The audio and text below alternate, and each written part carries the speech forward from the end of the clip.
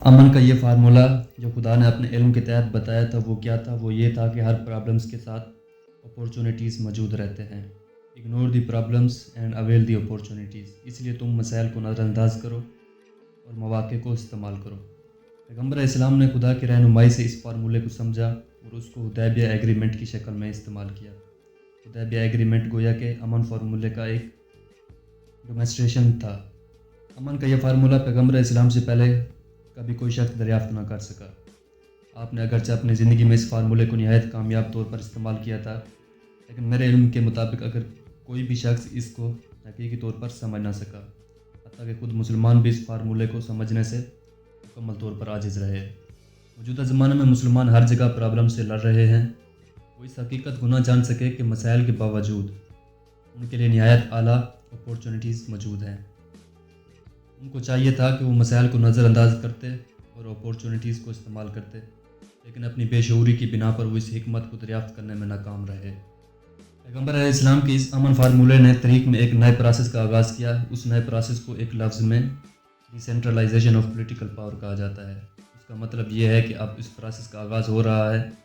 اس میں سیاسی اقتدار صرف ایک ثانوی چیز ہے۔ اولین چیزیں وہ ہیں جو سیاسی اقتدار کے باہر پائی جاتی ہیں۔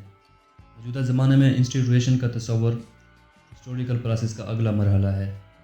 موجودہ زمانے میں ایسا ہوا ہے کہ سیاسی اقتدار کے بغیر مختلف مقاصد کے لیے انسٹیٹیوشن بنائے جاتے ہیں، مثلاً تعلیم کے لیے، صنعت و تجارت کے لیے، سماجی فلاح کے لیے اور مشینری ورک کے لیے۔ ان اداروں کے ذریعے اتنے بڑے بڑے کام لیے جا رہے ہیں کہ لوگوں نے پولیٹیکل پاور کے بغیر مختلف عنوات سے اپنے امپائر بنا رکھے ہیں۔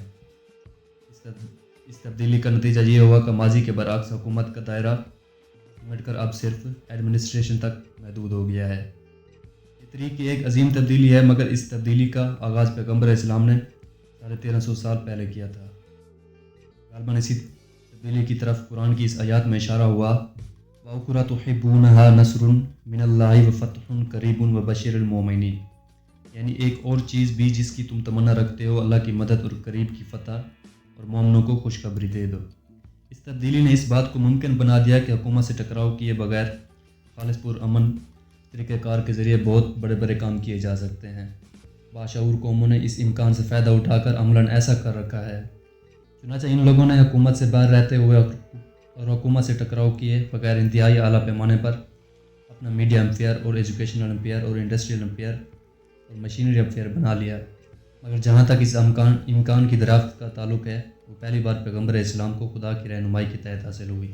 اس اصطناعی معرفت کی اس کے سوا کوئی اور توجیہ نہیں کی جا سکتی کہ یہ مانا جائے کہ محمد خدا کی طرف سے بھیجے ہوئے پیغمبر تھے۔